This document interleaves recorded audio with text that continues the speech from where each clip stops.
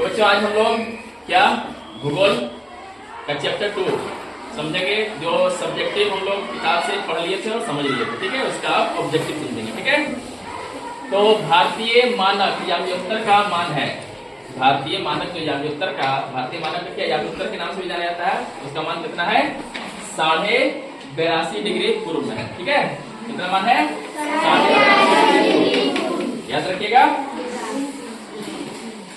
अब कर्क रेखा और मकर रेखाओं के बीच क्या पाए जाते हैं, तो उष्ण कटिबंध। क्या पाए जाते हैं, उष्ण कटिबंध, है ना। कर्क रेखा और मकर रेखाओं के बीच क्या पाए जाते हैं, वही है आप लोग उष्ण कटिबंध।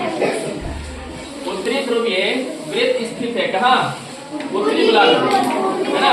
अब यहाँ उत्तरी ध्रुव है तो यहाँ दक्षिणी ध्रुव लग जाता, तो यहाँ आंसर क्या होता है दक्षिणी गोलार्ध, है ना, समझे। अब रांची से गुजरने वाली अक्षांश रेखा का नाम क्या है, तो रांची से गुजरने वाली अक्षांश रेखा का नाम क्या है, कर्क रेखा।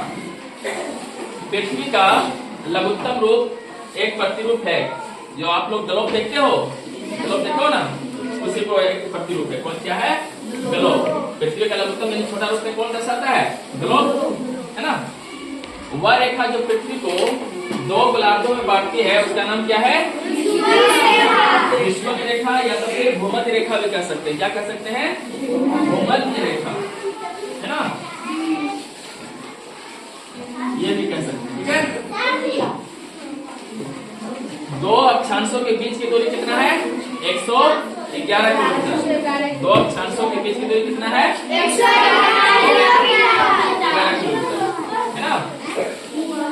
जैसे कि जो है आप समझिए, है ना जी, ये जो है यहाँ से उत्तर से दक्षिण, उत्तर से दक्षिण में जो रेखाएं खींची जाती है, जो रेखाएं खींची जाती है, ठीक है, इसको क्या कहते हैं, अक्षांश रेखा कहते हैं। क्या कहते हैं, अक्षांश रेखा कहते हैं। जो इस तरह के खींचे जाते हैं, यानी पूरब से पश्चिम, पूरब से पश्चिम, उसको क्या कहते हैं, देशांतर रेखा। क्या कहते हैं, देशांतर रेखा कहते हैं, जो हम लोग किताब में समझा चुके थे। क्या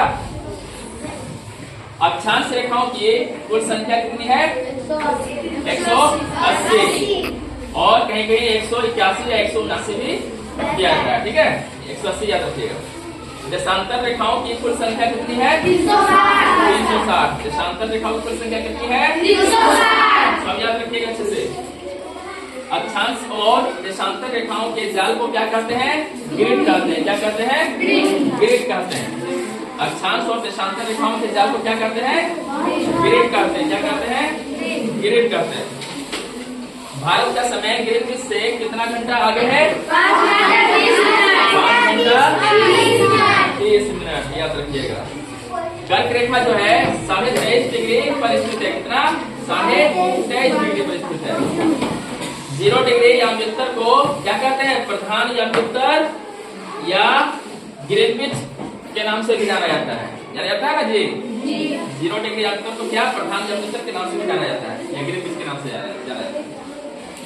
दो अक्षांश रेखाओं के बीच के भाग को क्या कहते हैं, कटिबंध कहते हैं। क्या कहते हैं, कटिबंध कहते हैं। भारतीय मानक देशांतर रेखा उत्तर प्रदेश के कहाँ से मिलती है, मिर्जापुर से मिलती है। कहाँ से मिलती है, उत्तर प्रदेश के मिर्जापुर से मिलती है। याद रखिए बच्चों, ठीक।